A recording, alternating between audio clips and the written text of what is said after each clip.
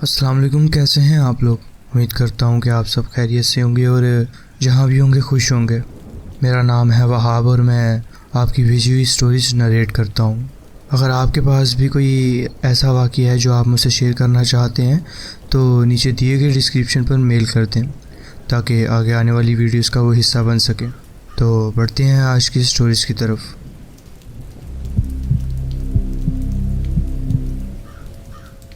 السلام علیکم۔ یہ واقعہ پاکستان کے شہر ایبٹ آباد کی ایک چھوٹی سی بستی سید پور میں ہوا تھا۔ ہم یہاں نئے نئے آئے تھے اور ایک نیا گھر خریدا تھا جو ہمیں پسند آیا تھا، لیکن کسی تاریخی وجہ سے نہیں۔ کچھ مہینے سب کچھ بالکل نارمل تھا، لیکن پھر ہمارے ساتھ والے ہمسائے نے اپنا باغیچہ کھودنا شروع کیا تاکہ وہ زمین برابر کر سکے۔ اس کھدائی میں ان کے مزدوروں نے پتھر کا ایک پرانا سرنگ کا دروازہ دریافت کیا جو پہاڑی کے اندر کی طرف جا رہا تھا۔ اس کے بعد میرے گھر میں عجیب چیزیں ہونے لگیں۔ سب سے پہلے اوپر کے باتھ روم میں جو اس سرنگ کے بالکل سامنے تھا، مجھے ایک دوست نے پلاسٹر کی سمندری شیل دی ہوئی تھی جو کافی بڑی تھی اور تقریباً کافی بھاری۔ ان کے پیچھے چھوٹی سی تار لگی ہوتی تھی تاکہ انہیں دیوار پہ لٹکایا جا سکے۔ میں اکیلی تھی جب میں نے اوپر سے زور کی آواز سنی۔ 3 شیل دیوار پہ جو لگے ہوئے تھے وہ زمین پر گر گئے تھے۔ میں نے سوچا شاید میں نے ٹھیک سے نہیں لٹکائے ہوں گے، لیکن ایک شیل پورے کمرے کے پار جا کر ٹوائلٹ کے پیچھے صاف طریقے سے رکھا ہوا ملا، بغیر ٹوٹے، لگ بھگ 10 فٹ دور۔ میرے پاس کوئی وضاحت نہیں تھی، لیکن میں نے سوچا کوئی نہ کوئی لوجک ضرور ہوگا۔ میں نے انہیں واپس لٹکا دیا اور اپنا کام جاری رکھا۔ کچھ دن بعد جب میں کام کے لیے تیار ہو رہی تھی، میرا بیٹا اسکول جا چکا تھا اور میرا شوہر کچھ گھنٹے پہلے نکل چکا تھا اپنی جاب کے لیے۔ میں تیار ہو گئی، لیکن جیسے ہی میں اپنے کمرے سے نکلی مجھے ہلکی سی آوازیں سنائی دینے لگیں۔ لفظوں کا پتہ نہیں چل رہا تھا، لیکن لگ رہا تھا جیسے کوئی دور سے بات کر رہا ہو۔ میرا بیٹا چھوٹا تھا جو کہ مجھے لگا شاید وہ اسکول جانے سے پہلے ٹی وی کھلا چھوڑ گیا ہے۔ میں نے چیک کیا، لیکن ٹی وی بھی آف تھا اور ریڈیو بھی۔ نہ جانے وہ آواز کہاں سے آ رہی تھی۔ سارے دروازے اور کھڑکیاں بند تھیں۔ گھر کے باہر کوئی گاڑی بھی نہیں تھی جس سے یہ آواز آ رہی ہو۔ میں نے دیکھا، لیکن ہمسایوں کا مزدور ابھی آیا نہیں تھا۔ میں نے گھر کے باہر جا کر بھی دیکھا، لیکن کوئی آواز نہیں سنائی دی۔ کوئی واضح وجہ نہیں ملی مجھے، لیکن مجھے لگا کہ شاید ہوا میں کسی جگہ سے آواز آ رہی ہو۔ میرا دل زور زور سے دھڑک رہا تھا، لیکن میں خود کو سنبھالتی رہی۔ پھر میں واپس کچن میں آئی جو کچھ دیر پہلے تک ایک پرسکون جگہ تھی میرے لیے، لیکن صرف 30 سیکنڈ میں جب میں باہر گئی، کچن کے تمام ڈراورز اور کپ بورڈز کھولے ہوئے ملے۔ کچھ پورے کھلے تھے اور کچھ تھوڑے سے، جیسے کسی نے ہر ایک چیز دیکھنے کی کوشش کی ہو۔ میں ڈر گئی اور سب کچھ بند کر کے گھر سے نکل گئی۔ کچھ دن بعد ہمسائے نے فیصلہ کیا کہ وہ پرانے پتھر کی سرنگ اب اتنی انسٹیبل ہے کہ اسے بھر دینا چاہیے۔ جب سے وہ سرنگ بند کی گئی، گھر میں کبھی کوئی واضح واقعہ نہیں ہوا۔ بس کچھ ہفتے بعد جب میں نے فینس کے پاس کھڑے ہو کر ہمسایوں سے بات کر رہی تھی تو ان کے نئے گارڈن ڈیزائن کی تعریف کی۔ وہ ہنس کر بولے کہ سرنگ تو ٹھیک تھی، لیکن اس سے نکل کر ان کے گھر میں گھومنے والے بھوتوں کا سہنا مشکل ہو گیا تھا ہمارے لیے۔ پتہ چلا کہ یہ چھوٹی سی بستی ایک وقت میں ایک عظیم جنگ کا مرکز تھی۔ ادھر کافی لوگ مارے گئے تھے۔ مجھے نہیں پتا کہ یہ چھوٹی سی ہاتھ سے بنائی گئی سرنگ کس لیے یوز ہوتی تھی۔ میں ایسے پیرانورمل واقعات پہ شک رکھتی ہوں، لیکن یہ سب میرے ساتھ واقعی میں ہوا تھا اور اب تک مجھے اس کا کوئی جواب نہیں ملا۔ یہ تھا میرا ایک واقعہ جو میں آپ کے ساتھ شیئر کرنا چاہتی تھی۔ جی بہت بہت شکریہ، آپ نے اپنی کہانی ہمارے ساتھ شیئر کی۔ پڑھتے ہیں اپنی نیکسٹ اسٹوری کی طرف۔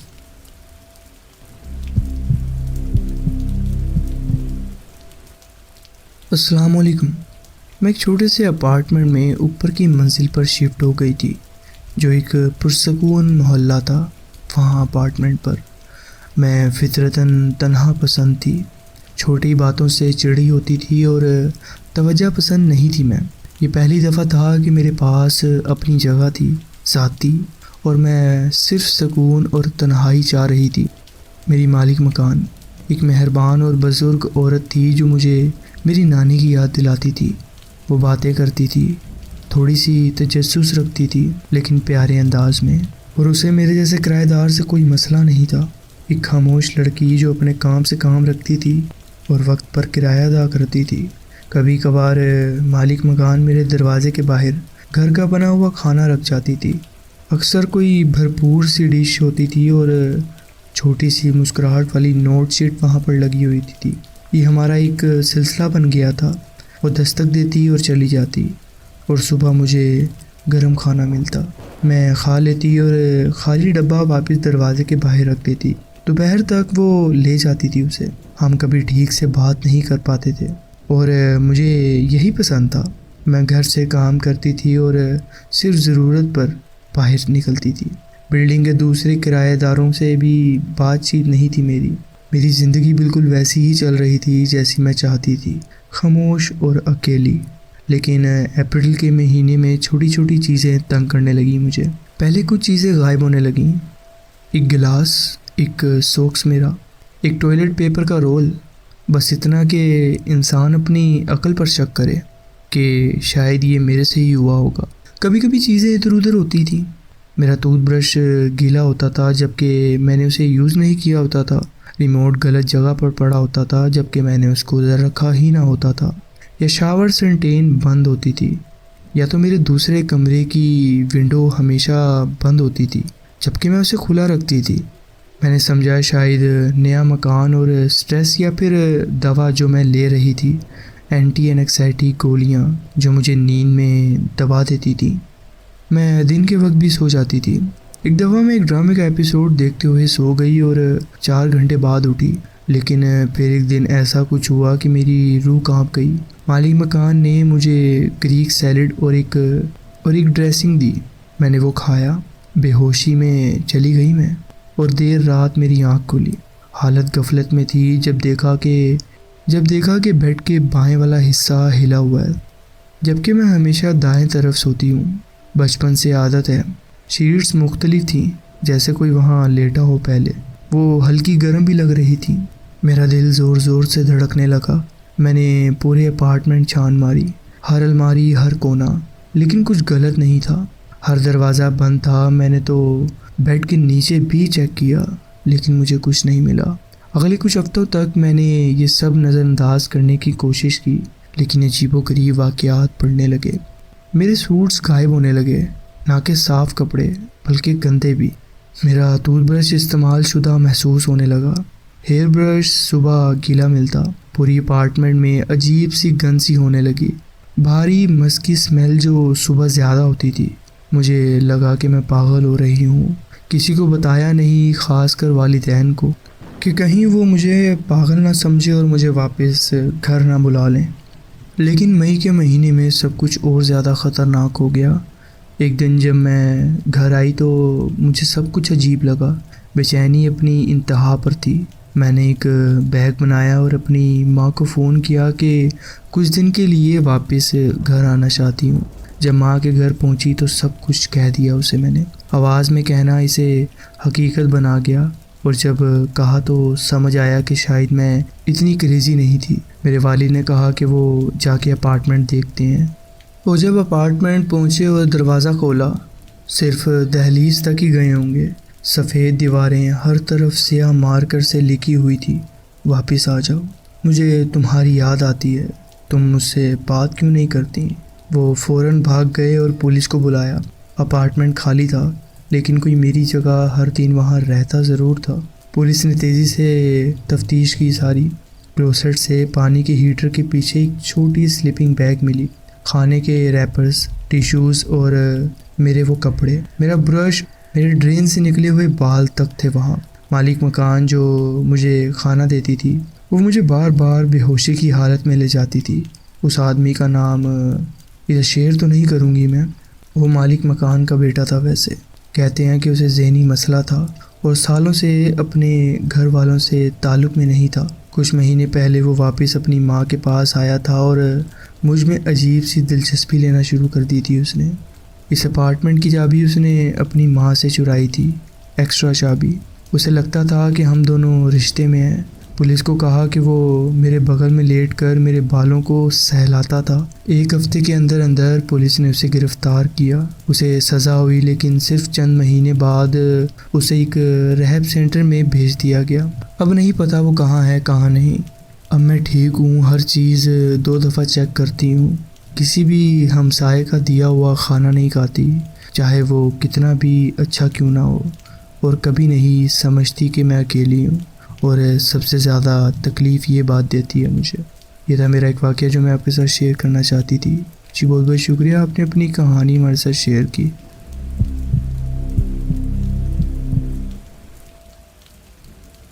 السلام علیکم۔ میں 22 سال کا ایک لڑکا ہوں جو کراچی کے ایک عجیب سے علاقے میں رہتا ہوں۔ یہ علاقہ خاص طور پر خطرناک تو نہیں، لیکن رات کے وقت یہاں عجیب و غریب لوگ گھومتے رہتے ہیں، جیسے نشئی، آوارہ لوگ یا وہ لوگ جو بس کچھ عجیب لگتے ہیں۔ میں آپ کو اس علاقے کا نام تو نہیں بتاؤں گا، آپ خود ہی سمجھ گئے ہوں گے۔ پہلے کبھی مسئلہ نہیں ہوا، لیکن آج رات سب کچھ بدل گیا، اور تھوڑی دیر میں آپ سمجھ بھی جائیں گے۔ رات کا وقت تھا، میں کراچی اسٹیشن پر ٹرین سے اتر کر اپنے گھر کی طرف جا رہا تھا۔ صرف 10 منٹ کا پیدل فاصلہ تھا وہاں پر۔ موسم کافی سردی والا تھا، سانس لیں تو دھواں سا نظر آ رہا تھا، اور گلیاں لگ بھگ خالی تھیں ساری۔ ہر قدم پر جوتے کی آواز گونجتی تھی۔ میں تیز چل رہا تھا، صرف اپنے قدموں کی آواز اور دور کی اسٹریٹ لائٹ کی روشنی پر توجہ دی ہوئی تھی میں نے۔ تبھی مجھے احساس ہوا کہ میں کسی کے قریب پہنچ رہا ہوں۔ ایک شخص آگے جا رہا تھا۔ اس نے ایک بھاری سی پرانی جیکٹ پہنی ہوئی تھی، کالے گھسے ہوئے بوٹس، اور چلتے ہوئے اس کے فل شولڈر شریڈ کر رہے تھے۔ ہر قدم کے ساتھ اس کا سر ہلکا جھکتا جا رہا تھا، اور وہ کچھ بے سری سی آواز میں گا رہا تھا یا کچھ بول رہا تھا۔ مجھے لگا یہ کوئی نشئی یا پاگل سا شخص ہے، اور میں اگنور کرنے لگا۔ کاش کہ میں اپنے ہیڈ فون لے آتا تاکہ اس کی وہ آواز نہ سنی پڑتی، لیکن پھر ہم دونوں ایک ہی راستے پر ہو گئے۔ نہ اتنا قریب کہ بات ہو، نہ اتنا دور کہ آرام محسوس ہو۔ قریباً 2 میٹر کا فاصلہ تھا، لیکن اس کی گندی سی آواز نے مجھے بے چین کر دیا تھا۔ تھوڑی دیر بعد ایک لڑکی سامنے آئی۔ وہ سائیڈ گلی سے نکل کر ہمارے ساتھ چلنے لگی۔ لگتا تو ایسا ہی تھا کہ وہ بھی میری ہی ایج کی تھی۔ اس کے ہاتھ میں کتابیں تھیں، شاید ایک اسٹوڈنٹ تھی۔ جینز، ہوڈی اور بال ایک ڈھیلی سی پونی ٹیل میں باندھے ہوئے تھے۔ اس نے ہمیں دیکھ کر ہلکا سا سر ہلایا اور ہمارے ساتھ ہو لی۔ تبھی وہ شخص چپ ہو گیا۔ اس نے اپنا سر اس لڑکی کی طرف گھمایا اور ایک عجیب سی کھرکھراتی ہوئی آواز میں کہا، معاف کرنا، لیکن تم یوگا کے کسی کتاب کے ساتھ کیوں چل رہی ہو؟ اس کا لہجہ اتنا خوفناک تھا کہ میری روح کانپ گئی۔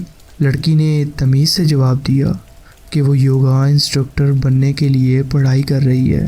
تب اس آدمی نے مسکرا کر کہا، اوہو، میں بھی یوگا انسٹرکٹر ہوں، لیکن اس کی شکل اور انداز سے ایسا بالکل نہیں لگتا تھا کہ اس نے کبھی یوگا کیا بھی ہوگا۔ شاید شکلیں دھوکہ دے جاتی ہیں، لیکن اس وقت بھی میں اس کے قریب ہی رکا رہا۔ میں کنفرنٹریشن سے ہمیشہ گھبراتا ہوں، لیکن اس شخص کا لہجہ، اس کا جسم کا طور اور اس کی آنکھوں کا طریقہ، سب کچھ غلط تھا۔ میں ایسے ہی اس کے قریب پیدل چلتا رہا جیسے کہ میں بس راستے سے گزر رہا ہوں۔ پھر اس کا سوالوں کا سلسلہ بدلنے لگا۔ پہلے عام سوال، پھر ذاتی سوالات۔ تم یہاں کی ہو؟ اکیلی رہتی ہو؟ روم میٹس کے ساتھ ہو یا اکیلی؟ اس کا لہجہ تو ویسے کا ویسا تھا، لیکن الفاظ جیسے اس لڑکی کی زندگی میں گھس رہے ہوں۔ لڑکی نے اپنی کتابیں اور مضبوطی سے پکڑ لی۔ اس کی چال تیز ہو گئی۔ وہ اس بات چیت سے نکلنا چاہتی تھی، لیکن وہ آدمی اسے چھوڑنے کو تیار نہیں تھا، اور میں بھی اس لیے اس آدمی کو چھوڑنا نہیں چاہتا تھا۔ میں بس اپنی گلی کے قریب تھا، گھر کی طرف مڑ سکتا تھا، لیکن میں رکا اور پیچھے دیکھا۔ وہ آدمی اب اس لڑکی کے ساتھ چل رہا تھا، دھیمے لہجے میں کچھ کہہ رہا تھا، اور لیکن اس کے ایک بائیں ہاتھ میں ایک چاقو تھا، لمبا سا چاقو، نہ کہ چھوٹا پاکٹ والا، بلکہ اصلی خطرناک۔ وہ چاقو اسٹریٹ لائٹ میں چمک رہا تھا۔ میرے پیروں کے نیچے سے زمین کھسک گئی جب میں نے یہ دیکھا۔ اس نے مجھے دیکھا، نہ ڈر گیا نہ حیران ہوا، بلکہ وہ بس چڑ گیا تھا۔ وہ ایسا جیسے کہ کہہ رہا ہو دور ہو جاؤ مجھ سے، یہ تمہارا مسئلہ نہیں ہے۔ تبھی مجھے سڑک کے دوسری طرف ایک گاڑی نظر آئی، آدھی اندھیری میں چھپی ہوئی ڈارک بلو گاڑی، جسے میں نے اپنے محلے میں پہلے کبھی نہیں دیکھا تھا۔ اس کے اندر ایک شخص ڈرائیور سیٹ پر تھا، وہ بھی بس ہمیں دیکھ ہی رہا تھا۔ کچھ نہیں بولا اس نے، صرف ہاتھ اٹھا کر دھیرے سے سیرے لایا، جیسے کہہ رہا ہو یہاں مت دکھائی دو۔ اسی وقت مجھے سمجھ آیا کہ یہ سب بس ایک وقتی نہیں، یہ سب پلان تھا، یہ ایک ٹریپ تھا ایک ینگ لڑکی کے لیے۔ میرا دل زور سے دھڑک رہا تھا۔ میرے پاس کچھ بھی نہیں تھا، نہ ہتھیار نہ کوئی پلان، صرف میں تھا بے بس۔ پھر ایک پرانے آرٹیکل یاد آیا جو میں نے کسی جانور سے بچنے کے طریقے پر پڑھا تھا، کہ اگر کسی بھالو کا سامنا ہو تو اپنے آپ کو بڑا دکھاؤ اور زور سے چیخو، جیسے کوئی جانور کونے میں پھنس گیا ہو۔ میں نے دونوں بازو ہوا میں اٹھائے اور اس شخص کی طرف دوڑا۔ میری آنکھیں خون سے بھر گئی تھیں، دانت نکل آئے تھے۔ وہ شخص گھبرا گیا اور چاقو اندر کوٹ میں چھپایا اور سڑک پر بھاگ گیا۔ اس گاڑی کے دروازہ کھلا اور وہ اس میں گھس گیا۔ اس کے بعد جو خاموشی تھی وہ لا فانی تھی۔ لڑکی مجھے دیکھتی رہی، زردی سے کانپتی ہوئی، کچھ بولی نہیں وہ، بس اپنی کتابیں اور کس کے پکڑ لی اس نے۔ ہم نے پولیس کو بلایا، اس نے مجھے شکریہ کہا، لیکن جب پولیس نے مجھ سے پوچھا کہ وہ آدمی کیسا تھا یا گاڑی کا نمبر کیا تھا، میں کچھ یاد نہیں کر پایا۔ دماغ اس وقت بلینک ہو گیا تھا میرا، پینک میں سب کچھ مٹ گیا تھا شاید۔ لیکن سب سے زیادہ جو چیز مجھے آج تک ڈراتی ہے وہ یہ ہے کہ وہ کیا ہونے والا تھا ادھر، بلکہ کیا ہو سکتا تھا ادھر۔ اگر اس رات میں اپنے ہیڈ فونز نہ بھولتا، اگر میں ان کی بات چیت پر دھیان نہ دیتا، اگر میں ایک دفعہ پیچھے نہ دیکھتا، تو مجھے نہیں پتا تھا کہ اس لڑکی کے ساتھ کیا ہو جاتا۔ وہ لڑکی بھی کسی اور کی طرح بس غائب ہو جاتی۔ انسانی اسمگلنگ اصل میں ہوتی ہے، اور مجھے پورا یقین ہے کہ اس رات میں نے ایک لڑکی کی زندگی بچائی ہے۔ یہ تھا میرا ایک واقعہ جو میں آپ کے ساتھ شیئر کرنا چاہتا تھا۔ جی بہت بہت شکریہ، آپ نے اپنی کہانی ہمارے ساتھ شیئر کی۔ بڑھتے ہیں اپنی نیکسٹ اسٹوری کی طرف۔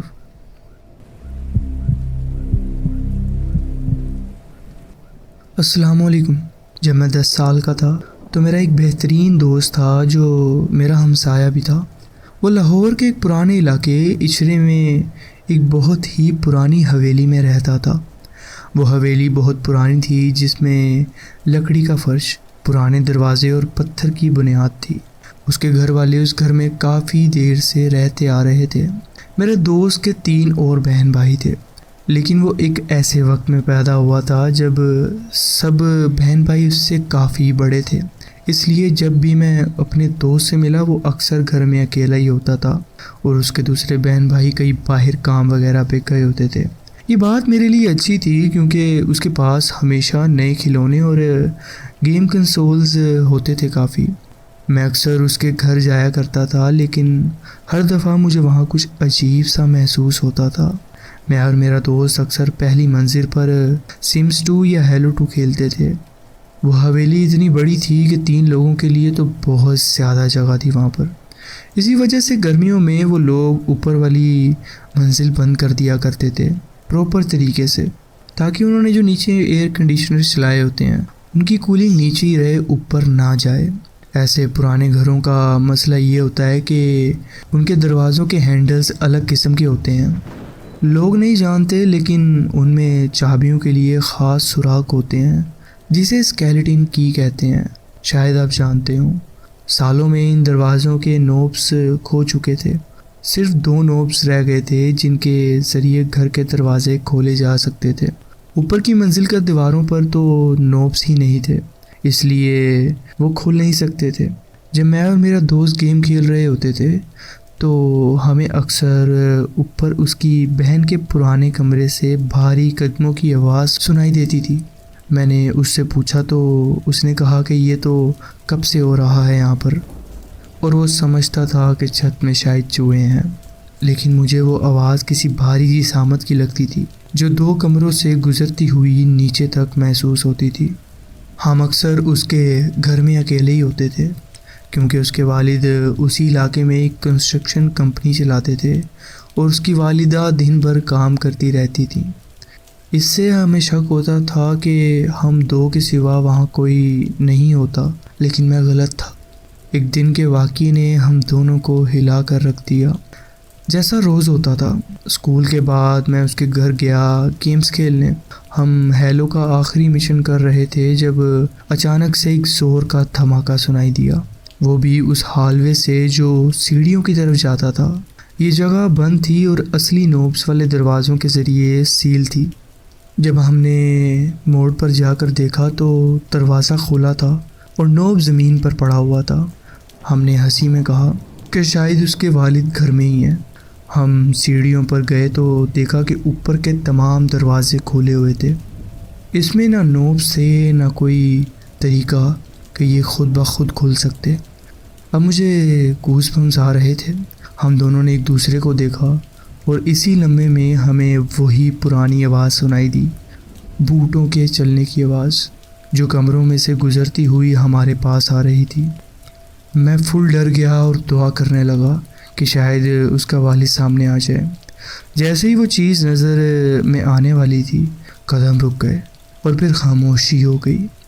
اس وقت ہم دونوں نے بھاگنے کا فیصلہ کیا اور پوری طاقت سے گھر سے نکل کر اس کے والد کے کنسٹرکشن گودام تک بھاگ گئے۔ وہاں اس کے والد سے کہا کہ ہمیں شک ہے کہ گھر میں کوئی گھس آیا ہے۔ وہ ہمارے ساتھ واپس آئے لیکن کچھ چوری نہیں ہوا تھا اور نہ ہی کوئی نشان تھا کہ کوئی وہاں ہوتا۔ جب ہم اوپر گئے تو دیکھا کہ دروازے اسی سمت میں کھلے تھے جہاں سے وہ قدموں کی آواز سنائی دے رہی تھی۔ ہمیں لگاتار دوسری منزل پر وہ حرکت محسوس ہوتی رہی۔ آج تک لگ بھگ 12 سال گزر چکے ہیں اس واقعے کو۔ میں نہیں جانتا کہ اس دن کیا ہوا تھا۔ مجھے نہیں لگتا کہ وہ کوئی شیطانی یا جنات کا واقعہ تھا، لیکن اس جگہ کا ماحول ایسا تھا جسے ہمیں وہاں قبول نہیں کیا گیا۔ جو بھی چیز ان دروازوں کو کھولنے کی طاقت رکھتی تھی، اس نے مجھے جھنجھوڑا اور مجھے یقین دلایا کہ کچھ تو تھا وہاں پر۔ یہ تھا میرا ایک واقعہ جو میں آپ کے ساتھ شیئر کرنا چاہتا تھا۔